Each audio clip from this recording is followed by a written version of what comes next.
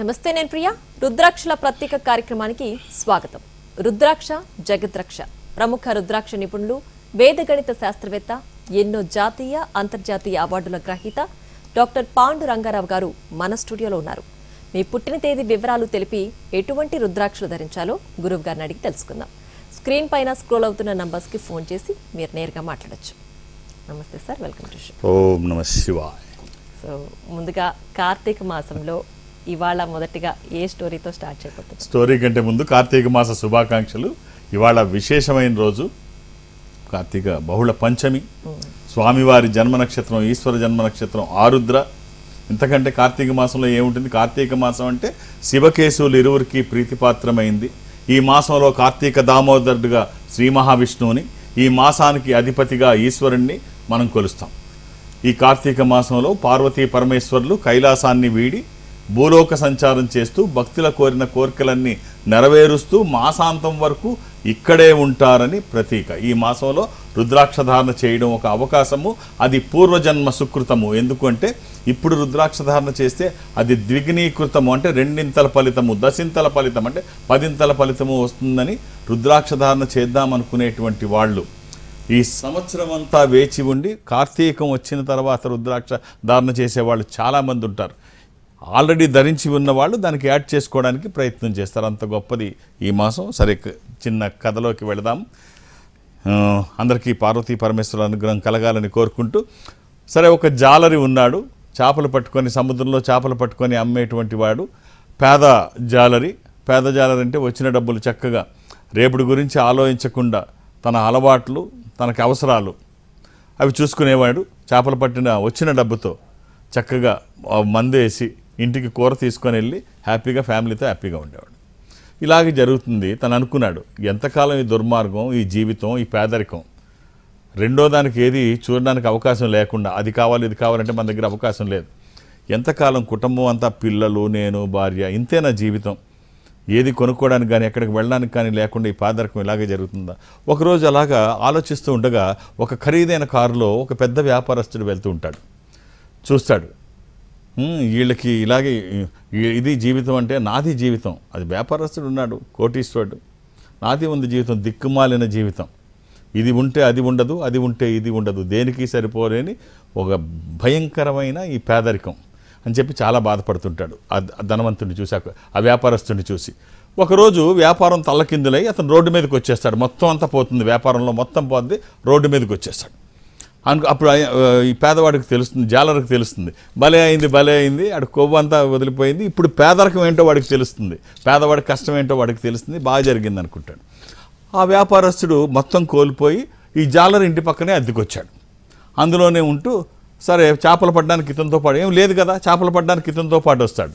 ఇతనితో పాటు వచ్చినప్పుడు అక్కడ చేపలు పట్టిన వచ్చిన డబ్బుతో కనీస అవసరాలు తీర్చుకొని మిగిలిన డబ్బుతో ఒక ఇద్దరిని ఎంగేజ్ చేసి చేపలు పట్టడానికి ప్రయత్నం చేస్తాడు. ఈ జాలరి మాత్రం తనకు వచ్చిన డబ్బులతో చక్కగా మందు తాగి ఇంటికి కూర తీసుకెళ్ళి అవజేసేస్తాడు. ఈ రెండో రోజు కూడా ఈ వ్యాపారస్తుడు మళ్ళీ తనకు వచ్చిన డబ్బుతో మినిమం అవసరాలు చూసుకొని మళ్ళీ ఆ ఎక్స్ట్రా డబ్బుతో ఇద్దరు ముగ్గురిని ఎంగేజ్ చేసి అలా రోజు ఆ మొత్తం వచ్చిన డబ్బులతో ప్యాకింగ్ చేసే వ్యవస్థని, పట్టేవాళ్ళు, పడవలు, వలలు, ఇలా రోజు రోజుకి పెంచుకొని, మనుషుల్ని పెంచుకొని ఆ డబ్బుతో ఇంకొంచెం యాడ్ చేసుకుంటూ చూస్తుండగానే చాలా తక్కువ రోజుల్లో అదంతా మనుషుడే, అదంతా చేపలు పట్టేవాళ్ళ, సముద్రం ఎంతగా ఉండని చేపలు ఇస్తుంది, పట్టడానికి ఎంతగా ఉన్నంత వ్యవస్థను తయారు చేసుకున్నాడు. చూస్తుండగానే కోటీశ్వరుడు అయిపోయాడు. కట్ చేస్తే ఈ కథ మనకి ఏం చెప్తుందంటే, భగవంతుడు ఎవరికి వరాలు ఇవ్వడు, శాపాలు ఇవ్వడు, అవకాశాలు ఇస్తాడు. ఎవరైతే అవకాశాలు అందిపుచ్చుకుంటారో వాళ్ళు ముందు వరుసలో ఉంటారు. అవకాశాలు అందిపుచ్చుకోండి. వాళ్ళని వీళ్ళు తిట్టడం కాదు, దేవుడిని తిట్టడం, పక్కన తిట్టడం కాదు. నీ దగ్గర ఉన్న అవకాశాలు ఏమిటో చూడు, నీలో ఉన్న గొప్పతనాన్ని గుర్తించు, బలాల్ని గమనించు, బలహీనతల్ని కాదు, అవకాశాలను అందిపుచ్చుకో. ఎస్ అంటే మన ప్రయత్నానికి ఈశ్వరానుగ్రహం, పెద్దల ఆశీర్వచనం తోడైతే అద్భుతాలు జరుగుతాయి.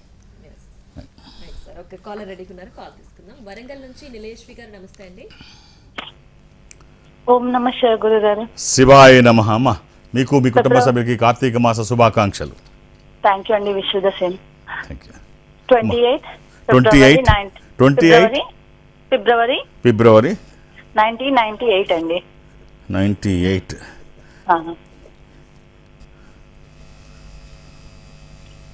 అమ్మ శనివారము, ఇది శనివారం నాడు, అవును ఇది ఆ రోజు అమావాస్య కూడా. అవునండి. 3 సంవత్సరాల క్రితం మేము మీ దగ్గరకు ఇది వచ్చామండి. మకర రాశి, శ్రవణ నక్షత్రము, వెంకటేశ్వర స్వామి జన్మ నక్షత్రం. ఏమిటమ్మా ఏదో చెప్తున్నారు? 3 years బ్యాక్ మీ దగ్గరకు వచ్చామండి మేము. అంటే మేము బిజినెస్ స్టార్ట్ చేయాలనుకుని ఉంటుంది.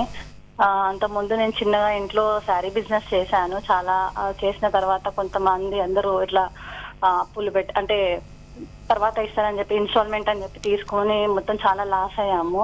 సో దానివల్ల మీ దగ్గరకు వచ్చాము. వచ్చి కనుక్కున్నాకల్లా మీరు ఒక రుద్రాక్ష చెప్పారు. అది ధరించినాకల్లా నేను బిజినెస్ మళ్ళీ పెట్టి ఇంట్లో స్టార్ట్ చేసి ఇప్పుడు ఒక షాపే పెట్టుకున్నానండి. వెరీ నైస్, వెరీ నైస్ అమ్మా. అమ్మ ఇప్పుడు ఇదేవరిది ఇది? ఇది మా తమ్ముడుదండి. Very good. ఒక్క రుద్రాక్ష చెప్తారు, అవకాశం ఉంటే తనకు వేసి చూడండి అమ్మా. రుద్రాక్ష నిజంగా మనం రోజు చెప్పుకుంటాం. నన్ను చాలామంది ఏమడుగుతారంటే మీరు ఇంకా చెప్పట్లేదు, ధరించిన తర్వాత మాకు చాలా బాగుంది, ఇంక అంతకంటే ఏం చెప్తాం మనం, ఇంక చెప్తే అతిశయక్తి అనుకుంటారు. రుద్రాక్ష ధారణ ఖచ్చితంగా బాగుంటుంది. ఆధ్యాత్మిక సంపదలో మొదటి స్థానంలో రుద్రాక్ష ఉంటుంది. ఎందుకంటే దీనికి అన్ని శంకరుడే, ఈశ్వరుడు మొత్తం అన్నిటికీ శంకరుడు అంటే శుభములు కలగజేయువాడు అని అర్థం. రైట్ అమ్మా, మీ తమ్ముడికి ఒక్క రుద్రాక్ష చెప్తాను, వీలైతే వెయ్యండి. ఈ త్రయోదశి ముఖి రుద్రాక్ష, 13 ముఖములు కలిగిన ఈ రుద్రాక్ష ఇంద్ర రుద్రాక్ష, రూలింగ్ రుద్రాక్ష, కమాండింగ్ రుద్రాక్ష. అనుకున్నది సాధించడానికి, సంకల్పం సిద్ధించడానికి, కోర్కెల సాఫల్యం కోసం జాతకపరంగా అవసరమైంది కూడా త్రయోదశి. అది కుదరకపోతే అష్టముఖి. ఈ రెండిట్లో ఏదో ఒకటి, ద్వాదశి కూడా తనదే, కానీ ఈ రెండిట్లో ఏదో ఒకటి వేయండి సరిపోతుంది.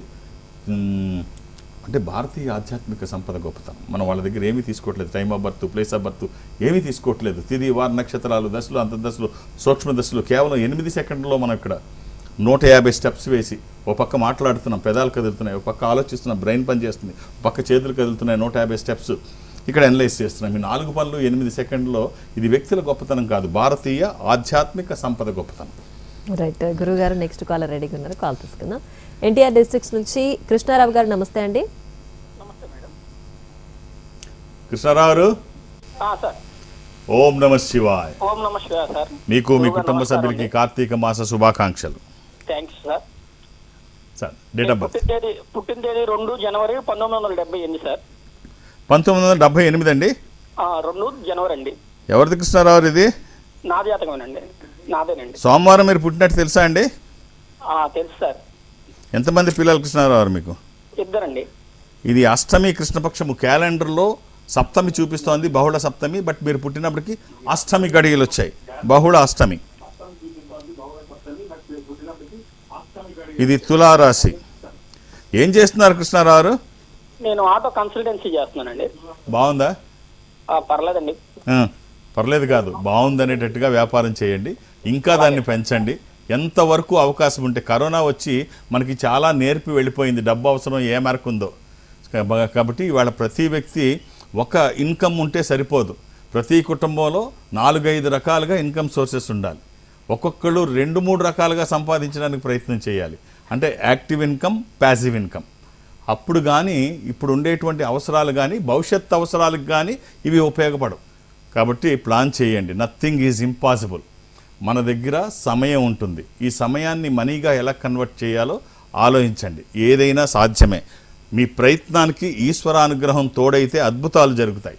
ఓ చిన్న కాంబినేషన్ చెప్తాను, అందరూ ఈ కార్తీక మాసం ఇంకా బాగుంటుంది. మీరు ప్రయత్నించండి, ఫలితాలు మీ పెద్దల ఆశీర్వచనము, మీ ప్రయత్నము, ఈశ్వరానుగ్రహము. ఒక 7 ముఖాలు 10 ముఖాలు ఏకముఖి. 7 ముఖాలు లక్ష్మీ స్వరూపము, శని దోషములకి మంచిది.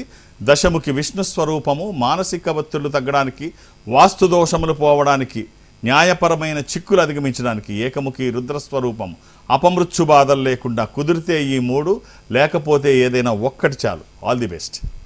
రైట్ గురువు గారు, నెక్స్ట్ కాల్ తీసుకుందాం. నెల్లూరు నుంచి స్వప్న గారు, నమస్తే అండి. నమస్కారం గురుగారు. అమ్మా ఓం నమ శివాయ్. ఓం నమ శివాయ్. మీకు మీ కుటుంబ సభ్యులకి కార్తీక మాస శుభాకాంక్షలు. ధన్యవాదాలు గురుగారు. మీకు కూడా. అమ్మ డేట్ ఆఫ్ బర్త్? గురుగారు, నేను ఈ ఇయర్ నుంచి లాస్ట్ ఇయర్ కి నేను మీ దగ్గరకు వచ్చి రుద్రాక్ష వేసుకున్నాను. నా ఫలితం బాగున్నందుకు మా తోటి కోడలు కూడా నా గురించి కనుక్కోండి అని అడుగుతున్నాను. రైట్ అమ్మా, ఒకసారి డేట్ ఆఫ్ బర్త్ ఇవ్వండి. 23 నవంబర్ 2001.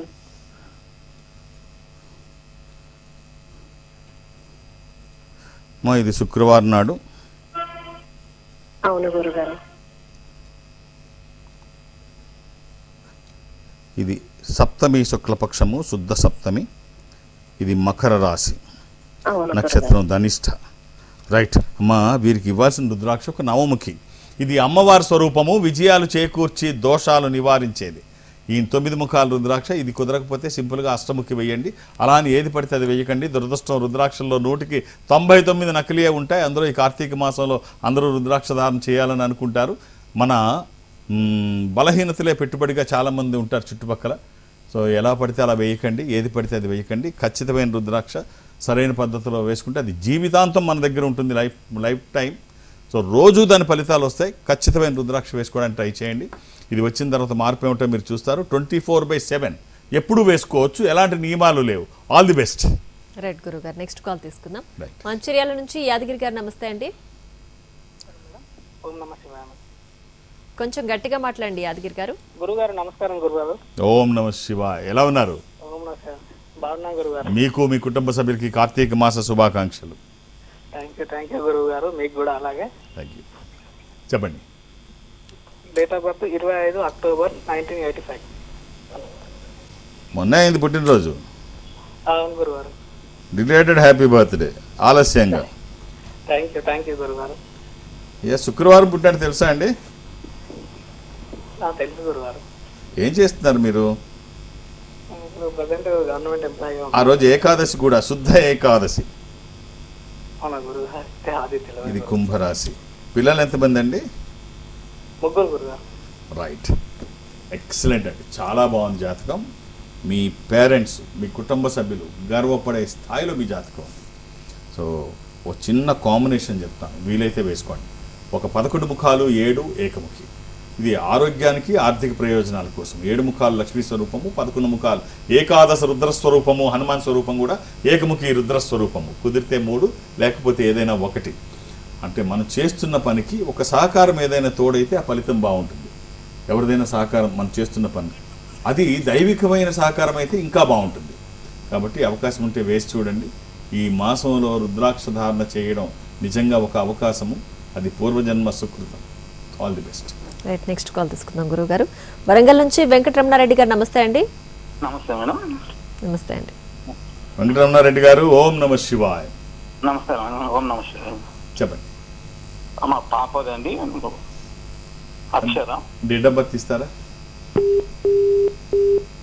రైట్, కాల్ కట్ అయినట్టుందండి. రైట్ గురుగారు, అయితే ఇందాక మీరు అన్నారు అంటే ఏం డీటెయిల్స్ అంటే జస్ట్ డేట్ ఆఫ్ బర్త్ తీసుకొని కాల్ మాట్లాడుతూనే చేస్తున్నారు. అండ్ ఇది మనుషుల గొప్పతనం కాదు, మన సంపద అని చెప్తున్నారు. అసలు ఇతర దేశాల కంటే భారతదేశం సంపన్న దేశమా? ఎందుకు సంపన్న దేశం?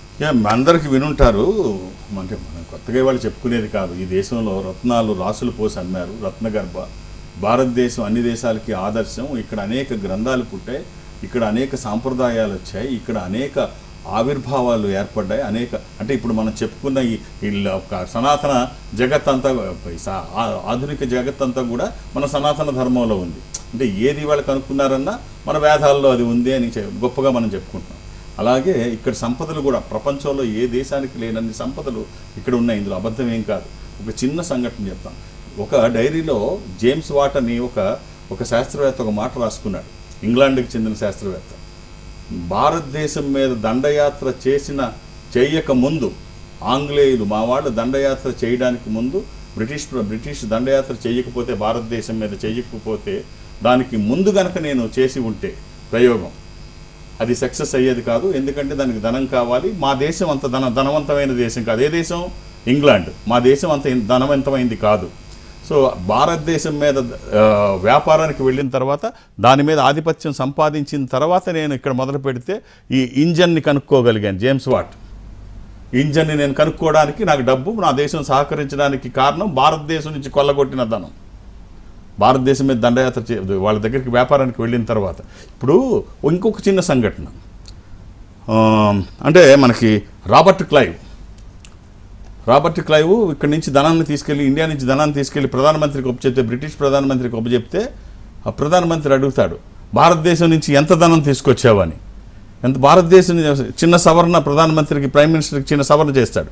చిన్న సవరణ, భారతదేశం నుంచి నేను తీసుకురాలేదు, భారతదేశంలో ఒక రాష్ట్రం పశ్చిమ బెంగాల్, వెస్ట్ బెంగాల్ అనే రాష్ట్రంలో నుంచి, కలకత్తా అనే నగరంలో నుంచి, ఆ నగరంలో ఒక చిన్న ప్రదేశం నుంచి నేను తీసుకొచ్చాను.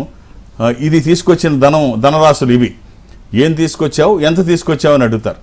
ఎంత తీసుకొచ్చావు, ఏం తీసుకొచ్చావు అంటే 9 పడవల్లో బంగారం, వెండి, ఆభరణాలు, వజ్రాలు, వైడూర్యాలు, ఈ సంపద అంతా కూడా 9 పడవల్లో వేసుకొచ్చాను.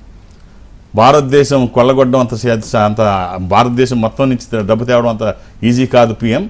అక్కడి నుంచి తీసుకురావాలంటే కనీసం భారతదేశం అంతా మనం డబ్బు కొల్లగొట్టాలి అంటే కనీసం 100 సంవత్సరాలు పడుతుందని చెప్పాడు రాబర్ట్ క్లైవ్. సో భారతదేశం 100 సంవత్సరాలు కాదు, 200 సంవత్సరాలు బ్రిటిష్ వాళ్ళు కొల్లగొట్టారు. బ్రిటిష్ వాళ్లే కాదు, గోవా డయ్యూ డామన్, మనకు ఫ్రెంచ్ వాళ్ళు, వీళ్ళు ఒకళ్ళు కాదు అందరూ. దానికి ముందు ఎవరి చేతిలో 2 గుర్రాలు 4 కత్తులు ఉంటే, తామరలేను, నాదిర్ షా, గజనీ, గోరీ, సికందర్, వీళ్ళందరూ ఎవరి దగ్గర కత్తులు గుర్రాలు ఉంటే 15వ సంవత్సరం 1503 నుంచి 1661 వరకు వీళ్ళు, దానికి ముందు వీళ్ళు 14వ సంవత్సరం తర్వాత, ఇలా ఒకళ్ళు కాదు భారతదేశం మొత్తం. ఇక్కడ ఎందుకు ఇంత డబ్బు ఉండేదంటే ఇది వ్యాపార కేంద్రంగా భారతదేశం ఉండేది. ఇక్కడి నుంచి పట్టు వస్త్రాల వ్యాపారం ప్రపంచవ్యాప్తంగా పడవల మీద చేసేవారు. ఇక్కడి నుంచి సుగంధ ద్రవ్యాలు ప్రపంచం అంతా వ్యాపారం చేసేవారు. ఇప్పుడు బ్రిటిష్ వాళ్ళు వచ్చిన తర్వాత ఉద్యోగాలు నేర్పేశారు. ఇప్పుడు వ్యవస్థ దుర్మార్గం ఎలా తయారైపోయిందంటే ఎడ్యుకేషనల్ సిస్టమ్, పిల్లల్ని కాలేజీకి పంపించినప్పుడు ఏ యూనివర్సిటీలో ఏ కాలేజీలో జాయిన్ చేస్తే మా పిల్లలు క్యాంపస్ సెలక్షన్లో సెలెక్ట్ అవుతారు. ఏ కాలేజీలో అయితే మేము వెళ్ళంగానే సెలెక్ట్ అయిపోతారు. ఉద్యోగమే, ఎందుకంటే వాళ్ళు నేర్పేసి వెళ్ళిపోయారు. వాళ్ళకి గుమస్తాలు కావాలి బ్రిటిషర్స్కి. అక్కడ ఎలా ఉంటుందంటే, వేరే దేశాల్లో ఎలా ఉంటుందంటే, మా పిల్లల్ని ఏ కాలేజీలో జాయిన్ చేస్తే స్టార్టప్ కంపెనీస్ ఏర్పడతాయి, వీళ్ళు ఏర్పాటు చేసుకోగలరు. అందుకనే మనం ఇవాళ గొప్పగా చెప్పుకుంటాం భారతదేశంలో ఉన్న ఇన్ని కంపెనీలకి, మనం 93 కంపెనీలకి మనం సీఈఓలుగా, సిఎండీలుగా ఉన్నాము. సుందర్ పిచ్చా, సత్యనాథన్లు, ఈ పేర్లన్నీ చెప్పుకుంటాం. కానీ ఇక్కడ గమనిస్తే కంపెనీలు మనవి కాదు, కేవలం మన ఎంప్లాయీస్ మాత్రమే. కంపెనీస్ అన్నీ అమెరికావి. సో అందుకనే అక్కడ స్టార్టప్ కంపెనీస్ ఏ కాలేజీలో ఉంటాయని ఆలోచిస్తారు. మనం ఏ కాలేజీలో జాయిన్ చేస్తే ఉద్యోగం వస్తుంది అని మనం ఆలోచిస్తాం. ఈ మైండ్ సెట్ మొత్తం మార్చేసి వెళ్ళిపోయారు బ్రిటిష్ వాళ్ళు. అంతకుముందు ఇంత సంపన్న దేశం చెప్పుకోవాలంటే ఎన్ని రోజులన్నా మాట్లాడచ్చు, అంత గొప్ప దేశం ఇది. రైట్ గురువు గారు. అయితే అంటే మీరు చెప్తుంటేనే ఆశ్చర్యం వేస్తుంది. అంటే ఇంత 100 సంవత్సరాలు పట్టేంత సంపద మన దగ్గర ఉంది అని వాళ్ళు 100 ఏళ్ళకు ముందే కనుక్కున్నారు అనండి. మొత్తం ప్రపంచం అంతా ఒకళ్ళు కాదు. ఇప్పుడు మనకి ఇస్లామిక్ దేశాలన్నీ కూడా మిడిల్ ఈస్ట్లో ఉన్న దేశాలు ఎవరికి కూడా సంపదలు లేవు. వీళ్ళందరూ ఇస్లాం రాజ్యానికి అందరూ వచ్చి ఇక్కడ దండయాత్ర చేసిన వాళ్ళే. వాళ్ళకంతా ఇసుక ఎడారి తప్ప ఏమీ లేదు. తర్వాత ఆయిల్ కనుక్కున్న తర్వాత కొన్ని దేశాలు అభివృద్ధి చెందాయి. అంతకుముందు మనమే కదా మొత్తం అన్నిటికీ, ఇలాంటికి మనమే. ఎవరి చేతిలో 2 గుర్రాలు 4 కత్తులు ఉంటే వాళ్ళు మన దేశం మీద మనం ఎవ్వరి మీద ఒక్క దండయాత్ర చేయలే. ఏ దేశం మీద ఈ రోజు వరకు దండయాత్ర చేసిన చరిత్ర భారతదేశానికి లేదు. అలాగే ప్రపంచంలో మనకి కనిపిస్తున్న వస్తువులన్నీ కనిపెట్టింది ఈ దేశంలోనే. ఎన్ని రకాలుగా చూసుకున్నా అంటే వాళ్ళందరికీ స్ఫూర్తి ఇదే. కాబట్టి ఇది చాలా గొప్ప దేశం, గర్వంగా చెప్పుకోవచ్చు. ఈ దేశంలో పుట్టినందుకు గర్వపడతాం. అలాగే ఇప్పటి వరకున్న ఆవిష్కరణలు అనేవి ఎలాంటివి అంటారు? ఒకటి కాదు. ఇప్పుడు మనకి ఫ్లైట్ గురించి అంటే రైట్ బ్రదర్స్ ఇది కనుక్కున్న దానికి ముందే మనకి చాలా ఇన్ఫర్మేషన్ దాని గురించి మన దేశంలో ఉన్నట్టు,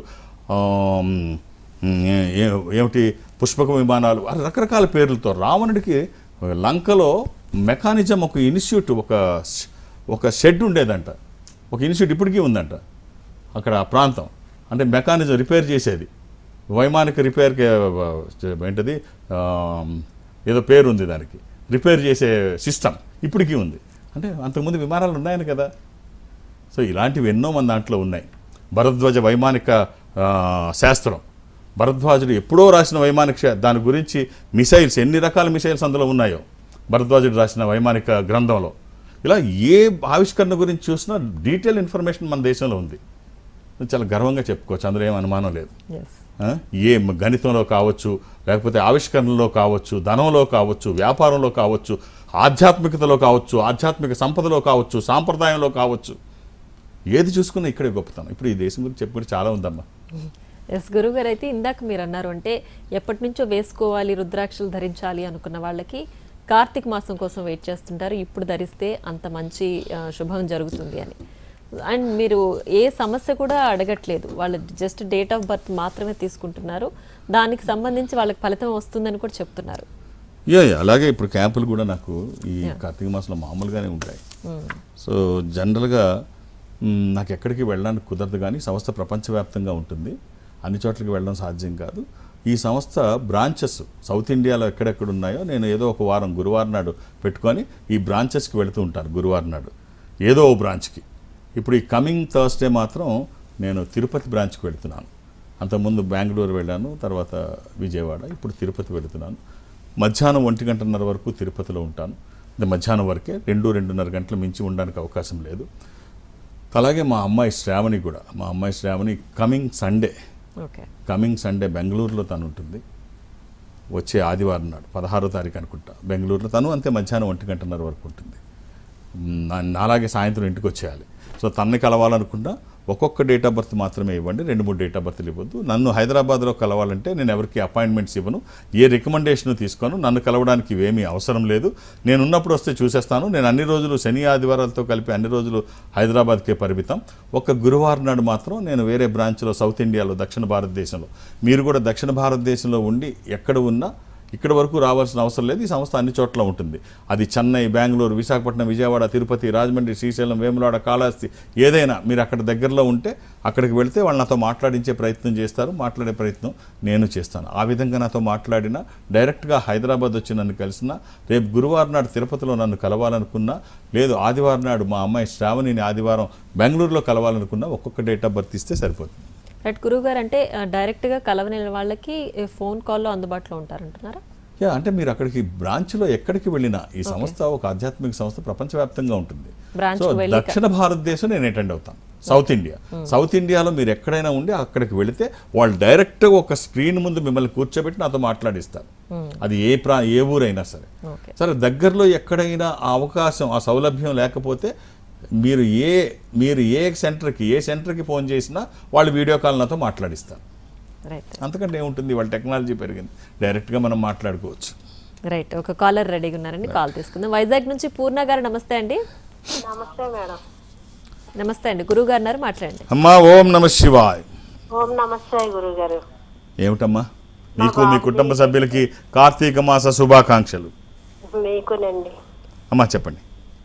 మా బాబుది డేట్ ఆఫ్ బర్త్ చెప్తానండి. చెప్తారమ్మా? 10వ తారీఖు 5వ నెల 2024. 2024 అమ్మా. బాబు డేట్ ఆఫ్ బర్త్ 2024 కాదు గురుగారు, సారీ, కంగారు లేదమ్మా, కూల్. 2004 అండి. అది అర్థమైంది నాకు.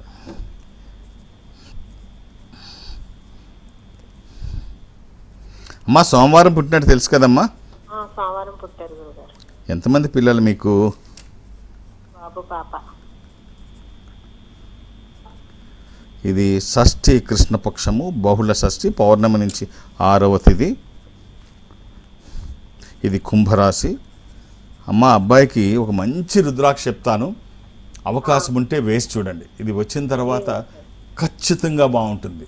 సో అందులో ఎలాంటి సందేహం లేదు. దైవికమైన సంపద, ఎప్పుడూ వేసుకోవచ్చు, ఎలాంటి నియమాలు లేవు. 12 ముఖాలు, ద్వాదశముఖి, ద్వాదశ ఆదిత్య స్వరూపము అంటే సూర్యస్వరూపం. ఉన్నతమైన స్థితి కోసము, అనారోగ్య సమస్యలు లేకుండా బ్రైట్ ఫ్యూచర్ కోసము ఈ ఒక్క రుద్రాక్ష. ఇది కుదరకపోతే దశముఖి, ఈ 10 ముఖాలు విష్ణు స్వరూపం. మానసిక ఒత్తిళ్ళవి తగ్గడానికి దీంతో పాటు ఏమైనా కలిపి వేసుకోవచ్చు.